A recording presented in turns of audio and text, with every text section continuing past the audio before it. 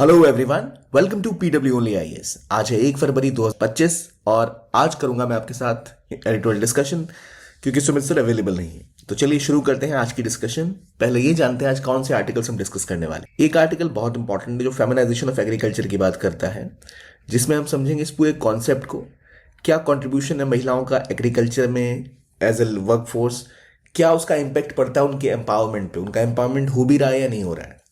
दूसरा आर्टिकल होगा जो दिखाएगा कैसे चाइना और इंडिया करीब आ रहे हैं और क्या कारण है कि इंडिया चाइना अब और करीब आ सकते हैं after arrival of Trump in America.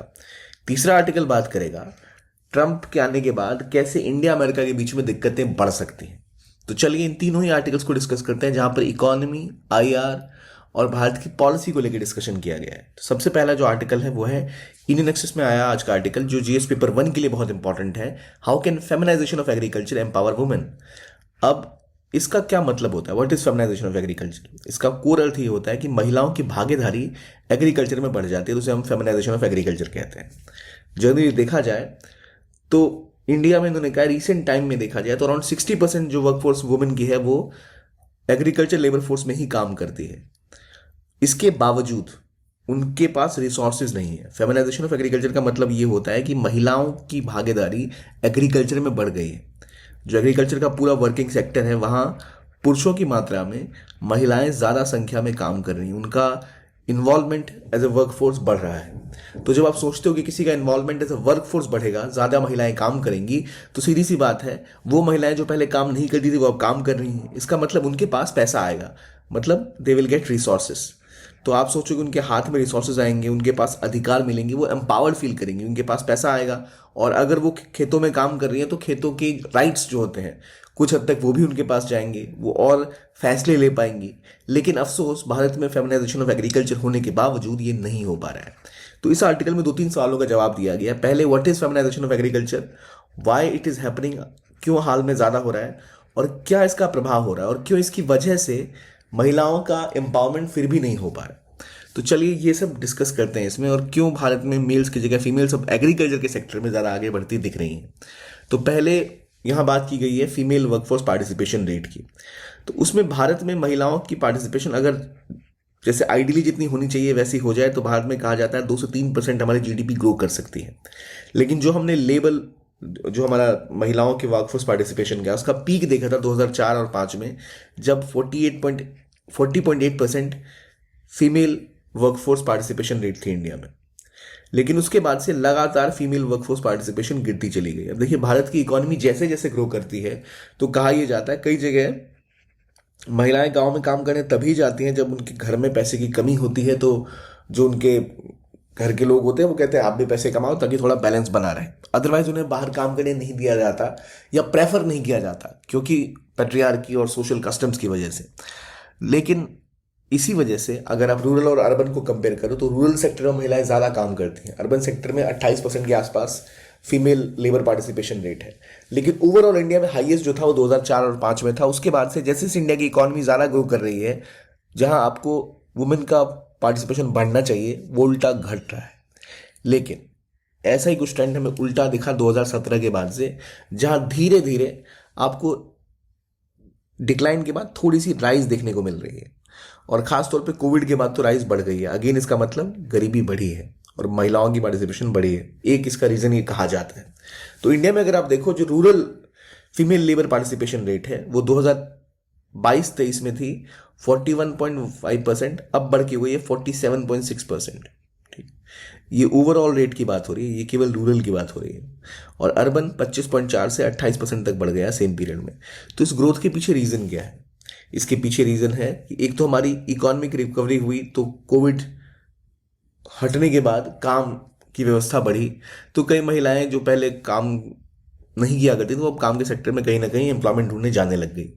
और इसकी वजह ये भी है काफ़ी ज़्यादा इकोनॉमिक डिस्ट्रेस था, महिलाओं को भी हिस्सेदारी देनी थी, घरों के ऊपर दबाव था, तो ये वजह कही जाती है। तो जो लेबर फोर्स की फेमिनाइजेशन एग्रीकल्चर के सेक्टर में हुई और जो उनका प्रभाव उसके ऊपर पड़ा वो कैसा हुआ, तो क्या उनको रोजगार अच्छे मिल रहे हैं या फिर वो अपने खुद के काम कर रही हैं। तो मुख्य रूप से देखें तो जो फीमेल लेबर फोर्स पार्टिसिपेशन है, इसमें फेमिनाइजेशन ऑफ इंडियन लेबर अगर हम देखें तो मुख्य रूप से वो उन इलाकों में हुआ जहां पर वो सेल्फ एम्प्लॉयमेंट काम कर रही हैं। यानी अगर आप खेती कर रहे हो, आपके घर की ज़मीन है, जो घर के मेल है अक्सर वो काम करने बाहर चले जाते हैं, तो खेत बच जाता है, तो वहाँ महिलाएं खुद से काम करती हैं और इसी वजह से उनकी पार्टिसिपेशन इंक्रीज हुई है।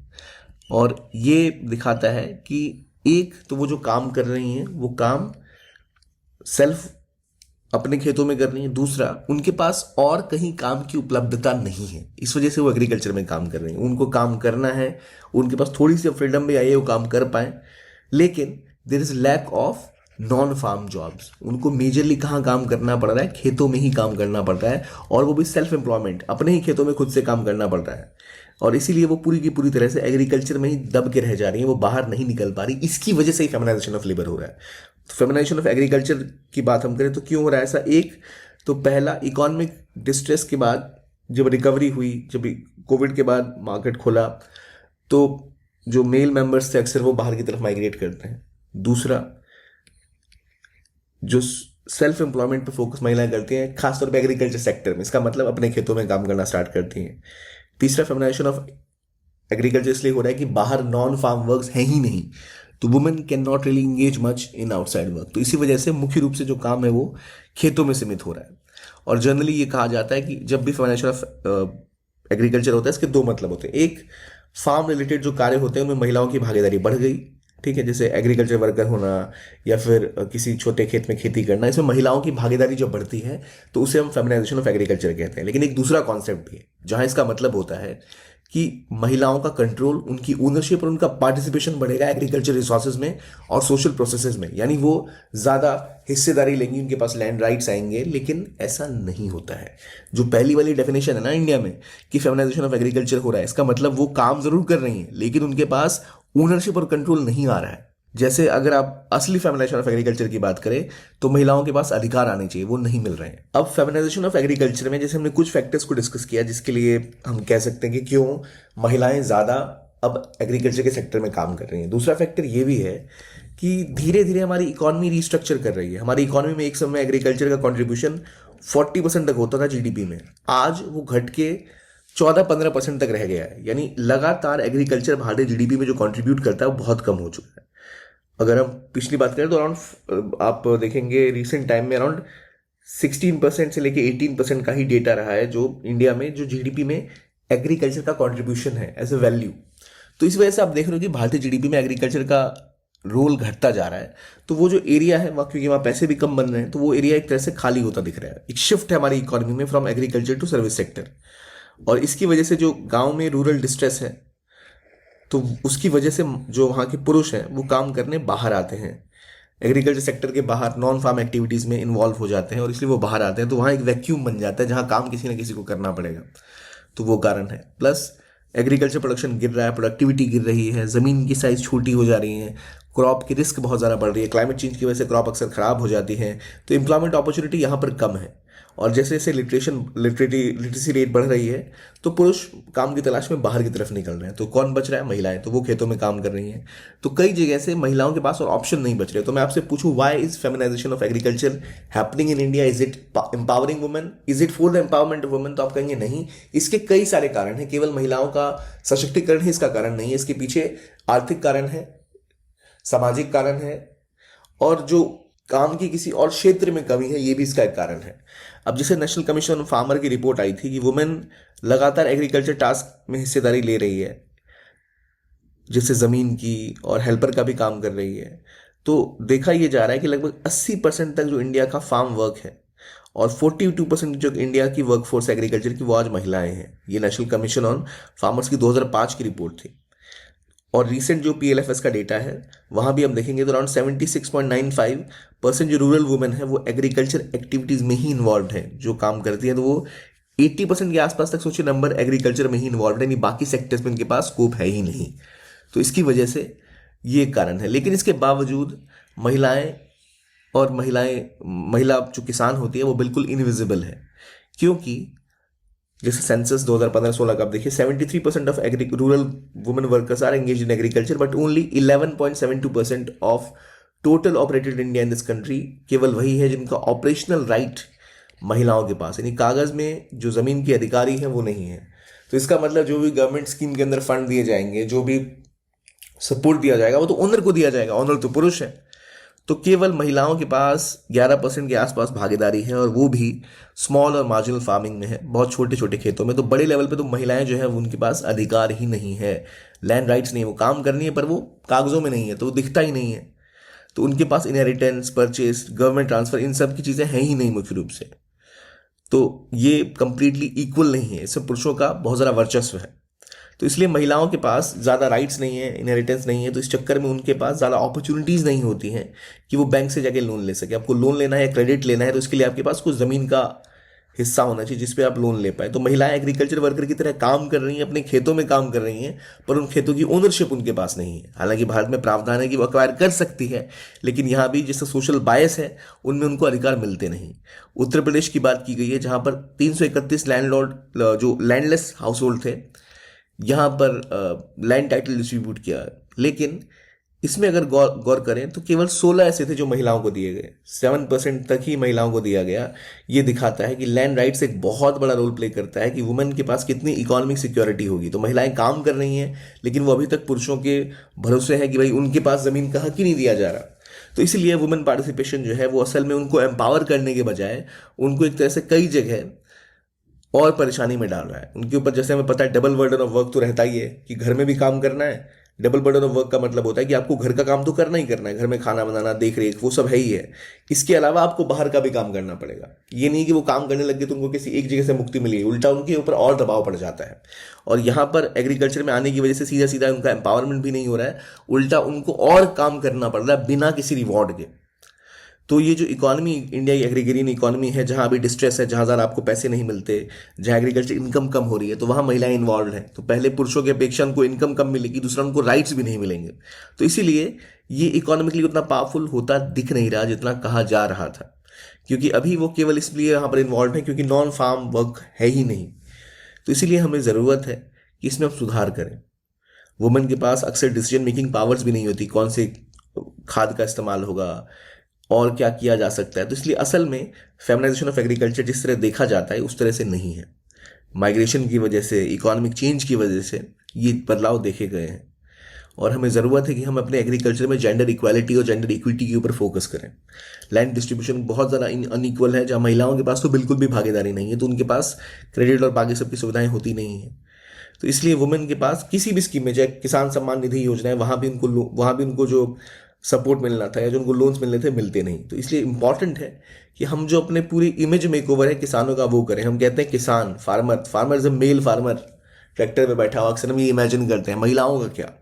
तो हमारी आइडेंटिफिकेशन में भी इशू है, और ज़रूरत ये भी है कि महिलाओं को डिसीजन मेकिंग में और लैंड राइट्स पे भी अधिकार मिले। वरना हम कह सकते हैं कि पूरी तरह से कभी भी हम उस लेवल पे नहीं आ पाएंगे जहां वुमेन एम्पावर हो पाए और सही मायनों में वो ज़मीन के साथ जुड़ सके और सही मायनों में वो इन्वेस्टमेंट का फ़ायदा उठा सके जो कि खेती में इंडियन गवर्नमेंट कर रही है।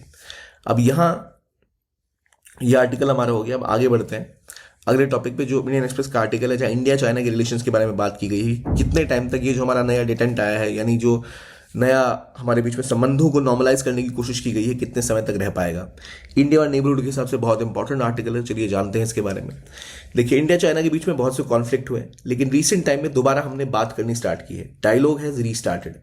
अब ये डायलॉग रीस्टार्ट हो गया है, तो क्यों रीस्टार्ट हुआ है इसके बारे में इस आर्टिकल में बात की गई है। कभी भी भारत चाइना के संबंध सीधा सीधा रहे नहीं है। हमने डिप्लोमेसी के अलावा कई चीज़ें देखी, कॉन्फ्लिक्ट भी देखे, और लगातार चीज़ें बदलती हुई देखी, और धीरे धीरे दोबारा हम एक नॉर्मल डिप्लोमेसी की तरफ बढ़ने की कोशिश कर रहे हैं जहाँ पे कॉन्फ्लिक्ट ना हो। पिछले कुछ सालों में 1988 के बाद से हमने देखा है कि जनरली हम क्या करते हैं, 4 लेवल्स पर ऑपरेट करते हैं। एक, हम समिट करते हैं जहाँ पर Indian head of the state और Chinese head of the state मिलते हैं। हम उसी समय में जहाँ पर हमारे बॉर्डर पे डिस्प्यूट है वहाँ पर बॉर्डर नेगोशिएशन भी चलती रहती है, और क्योंकि हमारे बीच में और दुर्भावना उत्पन्न ना हो, बेहतर रिश्ते होते रहें, तो हम कॉन्फिडेंस बिल्डिंग मेजर्स के ऊपर भी काम करते रहते हैं। मतलब ऐसे कार्य करते रहते हैं जिससे एक दूसरे के प्रति विश्वास उत्पन्न हो। जैसे हमारी बॉर्डर्स पे सैनिकों के पास बंदूकें नहीं होती, ट्रेड में बढ़ोतरी करते हैं, और पीपल टू पीपल कॉन्टैक्ट के ऊपर भी काम कर रहे हैं, जैसे ट्रेड बढ़ा लिया, स्टूडेंट एक्सचेंज प्रोग्राम हो गया। ऐसे काम हम करते रहते हैं ताकि हमारे बीच में रिश्ते बने रहें। रिसेंट टाइम में गलवान के बाद से ये दिक्कत थोड़ी सी बिगड़ गई, उससे पहले तो इंडिया की लीडरशिप मिला करती थी एनुअली बायनुअली मल्टीलैटरली, कभी एससीओ में मिल लिया, कभी ब्रिक्स में मिल लिया। तो इस तरह से आप देख रहे हो बॉर्डर नेगोशिएशन भी चल रही है। ये चार चीजें एक साथ चलती रहती थी, समिट भी हो रहे थे, बॉर्डर नेगोशिएशन भी हो रही थी, कॉन्फिडेंस बिल्डिंग मेजर्स भी अब ले रहे थे, पीपल टू पीपल टाइज में भी अब बढ़ोतरी कर रहे थे, ट्रेड तो बढ़ ही रहा था। लेकिन आफ्टर गलवान इस पे एक स्टॉप मिलता है। लेकिन धीरे धीरे हमें देखने को मिल रहा है कि दोबारा चीजें जाग रही हैं। और ये चीजें क्यों जाग रही हैं इसको इसमें डिस्कस किया गया है। दो मिलिट्रीज में क्लैश हुआ, लेकिन उसके बाद जैसे गलवान में भी क्लैश हुआ, उसके बाद भी भारतीय और चाइनीज गवर्नमेंट ने कोई ना कोई कॉन्फिडेंस बिल्डिंग मेजर, कोई ना कोई एक ऐसा स्टेप लेने की कोशिश की जिससे दोबारा ये जो चीजें हैं वो डी एस्केलेट हो जाए। जैसे टूरिज्म को बढ़ावा देना, कल्चरल एकेडमिक लिंक्स को बढ़ावा देना, ये हमेशा चलता ही रहता है। तो इसलिए कई इंडियन स्टूडेंट्स चाइना में पढ़ने भी जाते हैं, चाइना से लोग इंडिया में ट्रेड करने भी आते हैं। तो ये लगातार बनता रहता है। और ये इतने विवाद होने के बावजूद अभी भी कई भारतीय स्टूडेंट वहां पढ़ रहे हैं, वहां से व्यापार हमारा बढ़ता जा रहा है। हालांकि हम डेफिसिट में हैं, लेकिन फिर भी व्यापार में बढ़ोतरी है। तो अब जरूरत है कि ये जानने की ऐसा क्यों हो रहा है। आगे जो है वो डिप्लोमेसी क्यों ये नॉर्मलाइज हुई गलवान के बाद, दोबारा जहां हमने बात होती देखनी शुरू कर दी है। इसके पीछे 3 वजह बताई है राइटर ने कि इसके पीछे एक मुख्य वजह है डोनाल्ड ट्रंप का आना। और इसकी वजह से ये 3 तरह के इकोनॉमिक, मिलिट्री और पॉलिटिकल फैक्टर्स आए हैं जिसने इंडिया और चाइना को करीब लाया है। ये इंपॉर्टेंट है 3 फैक्टर्स उन्होंने डिस्कस किए हैं। इन्होंने पहला इकोनॉमिक फैक्टर बताया। इकोनॉमिक फैक्टर ये बताया है कि चाइना को अगर आप देखो तो चाइना और इंडिया की इकोनॉमी का स्ट्रक्चर जो है मतलब उसमें एक तरह की सिमिलैरिटी है। सिमिलैरिटी कैसे कि चाइना की इकोनॉमी पिछले कुछ सालों से 5% की इकोनॉमिक दर पे स्टेगनेट हो गई है, उससे आगे बढ़ नहीं पा रही, उतनी ही उसकी ग्रोथ रेट है। जबकि इंडिया की इकोनॉमी 7% के आसपास रह गई है। तो यहां अगर इनको ग्रो करना है, खासतौर पे इंडिया के बिजनेस को अगर ग्रो करना है, तो इन्हें चाइनीज प्रोडक्ट्स की बहुत ज़्यादा ज़रूरत है। चाहे इलेक्ट्रॉनिक व्हीकल्स की बात करो तो वहां जो हमें गाड़ियां बेचनी है तो उसके लिए हमें पैनल्स चाहिए। चाहे हम क्लीन एनर्जी की बात करते हैं तो हम सोलर की बात करते हैं, सारे के सारे सोलर पैनल्स असल में चाइना से ही प्रोड्यूस होकर आते हैं। आपकी फार्मास्यूटिकल इंडस्ट्री है, उसके लिए दवाओं में एक जो एपीआई होता है, एक्टिव फार्मास्यूटिकल इंग्रेडिएंट, यानी जिससे दवा बनती है, उसके मुख्य जो कुछ अंश होते हैं वो चाइना से ही इंपोर्ट किए जाते हैं। तो हर सेक्टर जहां इंडिया ग्रो कर रहा है, इलेक्ट्रॉनिक्स में भी आपको चाइना से बहुत सी चीजें चाहिए, व्यापार भी चाहिए उनका। और दूसरी तरफ चाइना को भी दिख रहा है कि अमेरिका के साथ या जापान के साथ या वेस्ट की कंट्रीज के साथ ट्रेड जो है वो समस्या का सबब बन सकता है। एक पॉइंट ऑफ टाइम के बाद वो उनके ऊपर टैरिफ बढ़ा सकते हैं। तो चाइना को भी अपना बिजनेस डाइवर्सिफाई करना है, वो कंप्लीटली अमेरिका या वेस्ट के ऊपर डिपेंडेंट नहीं रह सकता। तो वो भी चाहते हैं कि उनको भी एक अलग ऑप्शन मिले जिसमें इंडिया एक बड़ा मार्केट हो सकता है। तो एक इकोनॉमिक फैक्टर है कि भाई दोनों की हालत थोड़ी सी पतली हो रही है, दोनों स्टेगनेट कर रहे हैं, दोनों को एक हेज चाहिए। हेज मतलब वेस्ट के मुकाबले एक और ऑप्शन। तो इसलिए इकोनॉमिकली यहाँ आना बनता है, करीब आना। दूसरा मिलिटरली, ये दोनों ही देश अब एक स्टेलमेट में आ चुके हैं, नहीं ना आगे ना बात बढ़ रही है ना पीछे बात बढ़ रही है। और गलवान में देखा दोनों ही से जो देश थे वो बहुत सारी मिलिट्री वहां लेके खड़े थे, लेकिन उसका काफी नुकसान झेलना पड़ा। और वो क्लाइमेट और टेरेन ऐसा है जहां पर कोई फायदा किसी को मिल नहीं सकता, चीजें फंस चुकी हैं एक तरह से, क्लाइमेट की वजह से भी और दिक्कतों की वजह से भी। कोई भी क्लेम नहीं कर पा रहा कि वो जीत चुके हैं। तो इसकी वजह से यहाँ पर इनके पास और भी मिलिट्री चैलेंजेस हैं, तो पूरी तरह वहां फोकस्ड हैं तो कोई फायदा नहीं है। इंडिया के पास और बड़ा कंसर्न क्या है, वो है टेररिज्म जो पाकिस्तान से आ रहा है। चाइना और पाकिस्तान के बीच में होने वाली के साथ कहीं हम 2 फ्रंट वॉर में फंस न जाए। 2 फ्रंट वॉर मतलब एक ही साथ चाइना और पाकिस्तान के साथ ना हमें लड़ने पड़ जाए, जो इंडिया का मेन कंसर्न है। गलवान वाला कंसर्न है पर ये उससे बड़ा कंसर्न है, टेररिज्म और प्लस 2 फ्रंट वॉर। चाइना के लिए ये भी कंसर्न है, लेकिन उनके मेन कंसर्न है Taiwan, Japan, Senkaku deco, Philippines के साथ उनके विवाद हैं जहां पे अमेरिका इन्वॉल्व है। और जी जिनपिंग को ये डर है कि अमेरिका ही अपना रोल और ना बढ़ा दे तो उनके लिए दिक्कत हो जाएगी। और इसीलिए पॉलिटिकली दिल्ली और बीजिंग इन इंडिया और चाइना के पास ये टेंशन है कि अमेरिका का क्या करें, क्योंकि इमिग्रेशन में हो गई, ट्रेड में हो गए, इन सभी एरियाज में जो इंडिया के साथ अमेरिका के रिलेशन है उसमें थोड़ी प्रॉब्लम आती दिख रही है। उन्होंने बार बार इंडिया के खिलाफ स्टेटमेंट दी है, चाहे वो जो निज्जर की किलिंग हो उसके बारे में बात कर लो, या फिर जो डोनाल्ड ट्रंप के आने के बाद उन्होंने कहा है कि वो इलीगल इमिग्रेंट्स को वापस भेजेंगे। इसमें इंडियंस सबसे टॉप पर आते हैं। H1B वीज़ा कम होने वाला है जिसका प्रभाव इंडिया पर पड़ेगा। तो इसकी वजह से इंडिया के लिए दिक्कतें बढ़ रही हैं। ट्रेड का प्रभाव चाइना पर भी पड़ेगा, जहां उनको ऑलरेडी बोल चुके हैं वो कि भाई आपके साथ भी हम ट्रेड की चीजें देख लेंगे। वो वेपनाइजेशन को, ट्रेड को वेपनाइज करने की तैयारी कर रहे हैं, टेक्नोलॉजी को वेपनाइज करने की तैयारी कर रहे हैं, जिसकी वजह से चाइना पर और ज़्यादा टैरिफ लग सकता है। और इससे अमेरिका ये कोशिश करेगा कि चाइना के साथ ट्रेड पे निर्भरता वो अपनी कम करे या चाइना के ऊपर और टैरिफ लगाए।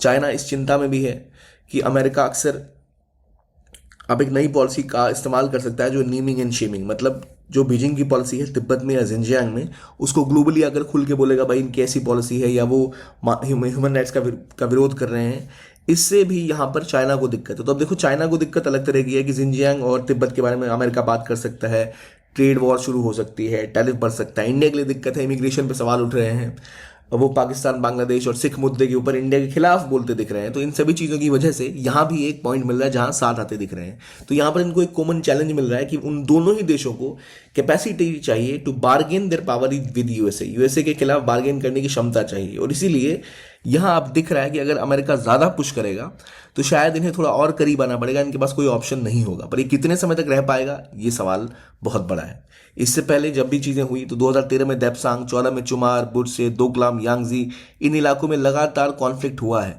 हालांकि कॉन्फ्लिक्ट वॉर में तब्दील नहीं हुआ, पर आपको दिख रहा है प्रॉब्लम्स रही हैं। तो अभी जो नॉर्मलाइजेशन ऑफ टॉक्स या डिप्लोमेसी होगी वो कब तक हो पाएगा, इसकी कोई गारंटी नहीं है। तो इसीलिए टेरिटोरियल क्वारल्स जो है, जो ज़मीनी विवाद है, वो लगातार बने ही रहेंगे। इसलिए इसको मैनेज करना और मुश्किल हो जाएगा। खासतौर पे अगर हम पानी की भी बात करें, जब ब्रह्मपुत्र पे जो दुनिया का सबसे बड़ा डैम चाइना बना रहा है, तो इस चक्कर में इश्यूज बढ़ते ही जाएंगे। तो इसी वजह से इंडिया और चाइना दोनों की सोसाइटी थोड़ी टची है नेशनल आइडेंटिटी को लेके, लेकिन ये संभव है। ऑथर का कहना है संभव है, और इसमें एक बहुत बड़ा बार्गेन करना पड़ेगा, लीडरशिप स्किल दिखानी पड़ेगी, विलिंगनेस दिखानी पड़ेगी, तब ये हो पाएगा। लेकिन ये हो सकता है। और अभी जो वर्तमान स्थिति है उसमें इनको एक आउटसाइड पुश मिल रहा है करीब आने के लिए। इकोनॉमिक नीड, मिलिट्री रियलिटी और पॉलिटिकल वरीज, ये 3 फैक्टर है। और अमेरिका के ऊपर टेंशन इनकी वजह से और करीब आ सकते हैं, जिसकी वजह से हमें दिख रहा है कि इंडिया चाइना रिलेशंस थोड़े सॉफ्टन हुए हैं, नॉर्मलाइज होने की कोशिश कर रहे हैं, जबकि अभी तक हमारे लॉन्ग टर्म बॉर्डर और स्ट्रैटेजिक प्रॉब्लम्स है ही हैं। तो ये आपने देखा 3 फैक्टर्स कैसे इंडिया चाइना करीब आ सकते हैं। अब अगला आर्टिकल देखते हैं जहां बिल्कुल केस उल्टा है। इस आर्टिकल में बात किया जा रहा है कैसे ट्रंप के आने के बाद इंडिया के लिए दिक्कतें बहुत ज्यादा बढ़ सकती हैं। यानी यहां हमने बोला कि ट्रंप के आने के बाद कैसे हम करीब आ सकते हैं, यहां बोला कैसे ट्रंप के आने के बाद दिक्कतें और ज्यादा बढ़ेंगी और कैसे चाइना के करीब जा सकता है अमेरिका। ठीक है, तो ये जो आर्टिकल है पहले वाला, इसमें जो कॉन्सेप्ट है इसका आप ध्यान रख लें। तीनों फैक्टर्स आपको पता होने चाहिए डायरेक्शन में कि मिलिट्री, इकोनॉमिक, पॉलिटिकल कैसे कैसे अभी प्रेशर बन रहा है, जिसकी वजह से करीब आते दिख रहे हैं दोनों। जो रियलिटी है, लॉन्ग टर्म दिक्कतें फिर भी रहने वाली हैं, लेकिन इस आर्टिकल में बात की गई है, ये पेपर 2 के हिसाब से भी इंपॉर्टेंट है। ट्रंप अमेरिका की बात की गई है, कैसे जो उनकी पॉलिसीज हैं वो प्रभावित कर सकते हैं इंडिया को और बाकी चीज़ों को। तो यहाँ पर बात की गई है कि इन्होंने जैसे ही आने के बाद पहले क्या किया, ट्रंप ने 100 से भी ज़्यादा एग्जीक्यूटिव ऑर्डर्स पास कर दिए। इन्होंने कहा 100 दिनों के अंदर 100 एग्जीक्यूटिव ऑर्डर्स पास होंगे ताकि गोल्डन एज अमेरिका की स्टार्ट हो सके। तो ये 100 ऑर्डर्स पास करेंगे 100 दिन के अंदर, इसका मतलब यह है कि कैसे जल्दी से स्विफ्टली ये काम करना चाहते हैं।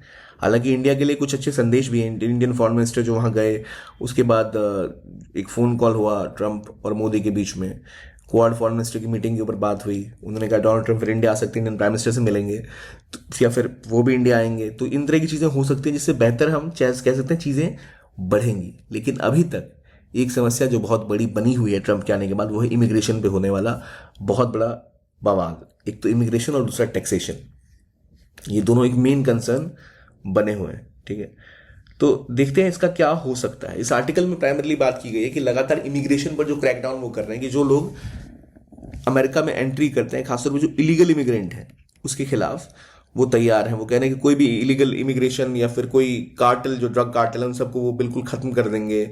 उनकी इमिग्रेशन कस्टम एनफोर्समेंट एजेंसी, जो इसे आइस कहते हैं, immigration and custom enforcement agency, वो कह रहे हैं कि भाई इसको रोका जाएगा।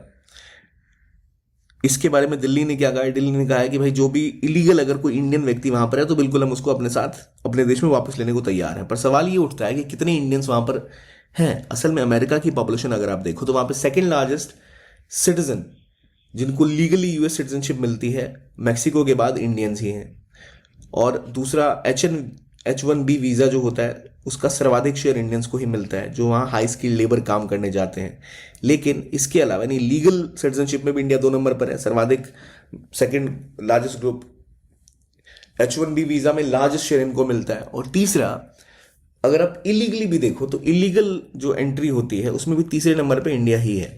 बहुत से लोग डंकी रूट लेते हैं, यहाँ से जाते हैं सेंट्रल अमेरिका, वहाँ से मैक्सिको, के थ्रू अमेरिका में एंटर करते हैं। लेकिन अब जब ऐसा कुछ होता है तो ये दिक्कतें भारत के लिए बढ़ा सकती है, क्योंकि एक तो जो लोग साउथ अमेरिका से गए हैं, इलीगल वहाँ पर हैं, उनको वो पकड़ के वापस भेजेंगे, लेकिन इसका प्रभाव कनाडा पर भी पड़ सकता है। तो कहा यह जाता है कि अराउंड 7.5 लाख के आसपास 7.25 लाख इंडियंस हैं जो अनडॉक्यूमेंटेड माइग्रेंट्स हैं, और लगभग 18,000 इंडियंस हैं जो डिटेंशन सेंटर्स में अभी भी कैद हैं, जो फाइनल रिमूवल लिस्ट में है, और जिसके लिए बारे में कहा है कि इंडिया इनको शायद वापस लेने को तैयार है। तो 18,000 लोग तो अभी कभी डिटेंशन सेंटर में हैं।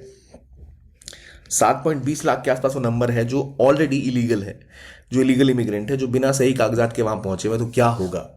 तो अगर इमिग्रेशन क्रैकडाउन होता है तो क्या हो सकता है? पहला, इसके बाद अगर ये डिपोर्टेशन बढ़ जाता है, यानी वो फ्लाइट से लोगों को भेजना स्टार्ट करते हैं, तो इंडिया को तो पहली एक समस्या ये है कि जो लोग आएंगे उनके लिए एम्प्लॉयमेंट वाला प्रॉब्लम आएगा। बहुत से लोग, मान लो 7.20 हजार लोगों की बात करें, 7.25 लाख इंडिया आ जाए, तो आपको एम्प्लॉयमेंट का कंसर्न है। फिर वहां से नॉर्मली जो रेमिटेंसेज आता है वो हमें मिलना बंद हो जाएगा।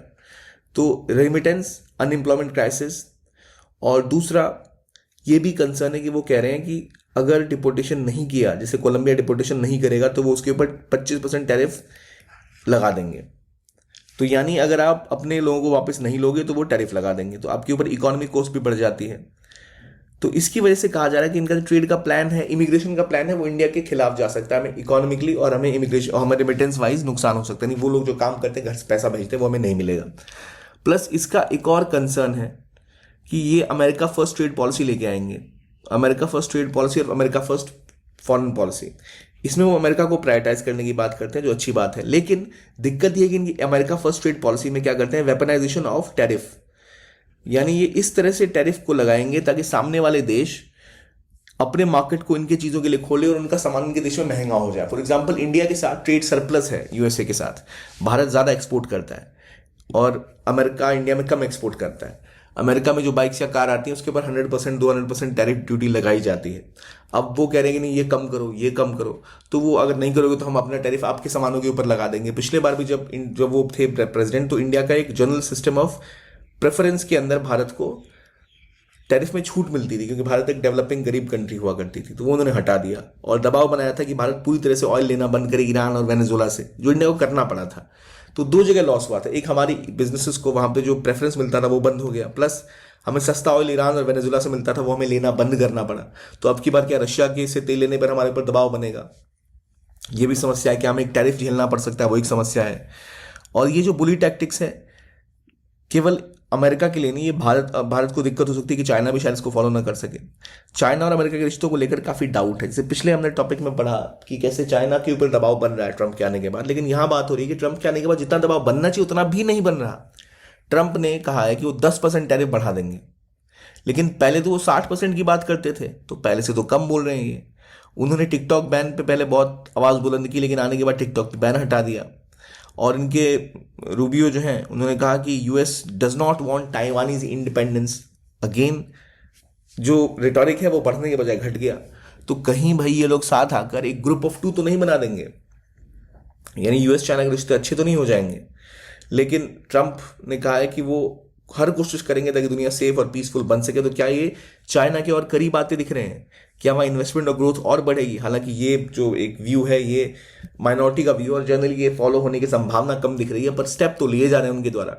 और एक और समस्या ये दिख रही है कि लगातार ट्रंप जो है वो ग्लोबल इंस्टीट्यूशन से, अमेरिका में जहां उनकी जिम्मेदारी है एज ए लीडिंग पावर कि भाई वो सपोर्ट करें, पैसे दें, वर्ल्ड हेल्थ ऑर्गेनाइजेशन हो गया, वहां से अपने पैर पीछे खींच रहे हैं। इन्होंने विड्रू कर लिया WHO से, ठीक है, इन्होंने विड्रू कर लिया ग्लोबल टैक्स डील से, पेरिस अकॉर्ड से, क्लाइमेट चेंज के ऊपर से, इन्होंने यूएसएड की फंडिंग रोक दी दुनिया भर में। तो इसका प्रभाव ये होगा कि जैसे ग्रीन बिजनेस दुनिया में चल रहे हैं, इलेक्ट्रिक व्हीकल चल रहे हैं, विंड सोलर पावर है, उनमें भी नुकसान होगा भारत में, क्योंकि वो सारी चीज़ें अक्सर अमेरिका की प्रॉमिस पर चलती थी कि अमेरिका सपोर्ट करेगा एनर्जी ट्रांजिशन को, अमेरिका सपोर्ट करेगा क्लीन एनर्जी को, तो वहाँ कुछ पैसा आएगा तो उससे इन बिजनेसेस को ग्रोथ मिलेगी। लेकिन वो सब बंद होने के बाद इन सभी एरियाज में, जैसे business, electric business, green company, solar, इन सब में नुकसान होने की संभावना है। तो ये भी इंडिया को सोचना पड़ेगा। और सबसे बड़ी बात है एआई लगातार अभी डेवलप हो रहा है और ट्रंप के आने के बाद ये और तेजी के साथ बढ़ेगा। और इसमें हो ये रहा है कि लगातार जो वर्कफोर्स है कम हो जा रही है। एआई के आने के बाद, आर्टिफिशियल इंटेलिजेंस आने के बाद ऑलरेडी वर्कफोर्स की रिक्वायरमेंट कम हो जाएगी। इसके अलावा इन्होंने $500 बिलियन का एक स्टारगेट एआई शुरू किया है प्रोजेक्ट, जो कि टेक कंपनीज के थ्रू बनाया जाएगा, जो कि प्रायोरिटाइज करेगा एआई को। अब देखो जनरली जब भी ऐसा हुआ है ना, पहले स्पुतनिक एक सैटेलाइट यूएसएसआर ने छोड़ी थी बहुत पहले, पहली सैटेलाइट। उसके बाद अमेरिका को लगा था कि भाई ये तो बहुत आगे निकल गए, उन्होंने उसके बाद जम के इन्वेस्ट किया था और धीरे धीरे उसमें बहुत आगे निकल गए थे वो, रशिया से, यूएसएसआर से। आज के टाइम में एआई में डीप सीक आया है, चाइना ने दिखाया कि भाई हम सस्ता और बेहतर बना सकते हैं। तो अब पूरी उम्मीद है कि ये भी कोशिश करेंगे कि और तेजी के साथ इन्वेस्ट किया जाए, यहाँ पर कंपटीशन और बढ़ाया जाए। लेकिन इस केस में क्या होगा कि इसमें जो टेकीज की रिक्वायरमेंट है वो कम हो जाएगी, क्योंकि ये टेक्नोलॉजी में इन्वेस्टमेंट, एआई में इन्वेस्टमेंट ऐसी है जहां पर वर्कफोर्स की रिक्वायरमेंट होगी नहीं उतनी जितनी पहले होती है। तो इंडिया से मैक्सिमम लोग इंजीनियर्स के रूप में यहाँ जाते थे, उनमें भी कमी देखी जाएगी। ऑलरेडी लेबर डिस्ट्रप्शन दुनिया भर में स्टार्ट हो चुका है। गूगल सीईओ सुंदर पिचाई ने कहा कि 25% के जो नए 25% जो ओवरऑल न्यू कोड्स हैं वो एआई से निकल सकते हैं। मेटा, उन्होंने भी कहा कि उनको मिड लेवल इंजीनियर्स की रिक्वायरमेंट अब कम होगी बिकॉज ऑफ एआई। तो ये चीज़ें जहाँ हैं कि हमारा सबसे बड़ा एक्सपोर्ट मार्केट जो है America, one of the largest export market, वहाँ पर हमें जो एडवांटेज थे, हमारे वर्कर्स वहाँ काम करने जाते थे, हमें वहाँ से रेमिटेंस मिलता था, तीनों ही क्षेत्र में हमें अब नुकसान झेलना पड़ सकता है। तो इसलिए भारत के पास अब एक अलग समस्या है। भारत ऑलरेडी इंडिया के आसपास एक आरसेप पे नेगोशिएट कर रहा था, जहाँ पर आसियान की 10 देश थे, चाइना, जापान, ऑस्ट्रेलिया, न्यूजीलैंड, इन देशों के बीच में एक free trade agreement, mega trade block हुआ था, जिसे आरसेप कहते हैं, रीजनल कॉम्प्रिहेंसिव इकोनॉमिक पार्टनरशिप। इससे भी इंडिया पहले बाहर निकल गया, क्योंकि इंडिया को ये दिक्कत थी कि अगर हम इसको ज्वाइन करेंगे तो हमारी जो आईटी सर्विसेज है वो कोई फायदा नहीं होगा, क्योंकि हमारी इकोनॉमी को सबसे बड़ा कंट्रीब्यूशन कहीं से मिलता है, तो आईटी सर्विसेज से मिलता है। Overall 55% of India GDP and 40% of India export. लेकिन अगर अमेरिका जैसा इंपॉर्टेंट मार्केट एआई की तरफ शिफ्ट हो रहा है, जहां पर इंडियन वर्कर्स की रिक्वायरमेंट नहीं होगी, इंडियन सर्विस सेक्टर से एक्सपोर्ट्स कम हो जाएंगे, तो फिर हमारे एक्सपोर्ट्स का क्या होगा, हमारे ट्रेड का क्या होगा। तो इसलिए ट्रंप के आने के बाद ये समस्या और बढ़ सकती हैं। कई सारे इंडियंस वहां गए, 100,000, जहां पर उन्होंने कई सारी कंपनियां खड़ी की। पर इन सब के पीछे कोर एस्पेक्ट ये था कि अमेरिका चाहता रहा समय में कि वो सोवियट्स को हरा दे और सबसे आगे निकल जाए। लेकिन अब जो चीज़ें हो रही हैं उसमें इंडिया को फ़ायदा होने के बजाय नुकसान होने की संभावना ज़्यादा है, और ट्रंप का ये अमेरिका इंडिया के लिए दिक्कतें और खड़ी कर सकता है। इसलिए इंडिया को ट्रेड, टॉक और माइग्रेशन तीनों में चीज़ें हैंडल करनी पड़ सकती हैं। ये था तीसरा आर्टिकल। मेरा आपसे सवाल है, मुझे पहले ये बताओ, what is feminization of agriculture? Feminization of agriculture क्या होता है, इसका क्या रोल है, क्या पार्टिसिपेशन रेट है इंडियन वुमेन की इन एग्रीकल्चर लेबर, क्यों फेमिनाइजेशन ऑफ लेबर हो रहा है, क्यों फेमिनाइजेशन एग्रीकल्चर सेक्टर में सीमित है, क्या ये एम्पावरमेंट है, क्यों नहीं है empowerment, what are the core factors? मुझे बताइए वो 3 कारण जो हमने पढ़े, 3 फैक्टर्स, इकोनॉमिक, पॉलिटिकल, और तीसरा कौन सा फैक्टर था जो इंडिया और चाइना को करीब ला सकता है, और ट्रंप की पॉलिसीज में क्या क्या ऐसे बदलाव हैं जो इंडिया के लिए बहुत ज़्यादा डिसरप्शन कर सकते हैं। क्या आपको याद है? नहीं याद तो आप पीछे जाके उसको रिवाइज करिए, वही तरीका है चीज़ों को एक्टिवली रिकॉल करने का, उनको याद करने का। बाकी ये था आज का डिस्कशन। अगर आपको इसका पीडीएफ चाहिए तो आप सुमित सर के चैनल सुमित रेवड़ी या फिर आप only IAS nothing else channel को ज्वाइन कर सकते हैं, जहां आपको पीडीएफ और बाकी सारा कंटेंट उपलब्ध हो जाएगा। तो ये थी आज की डिस्कशन। देखने के लिए बहुत बहुत धन्यवाद। Keep on watching PW Only IAS and have a very nice day.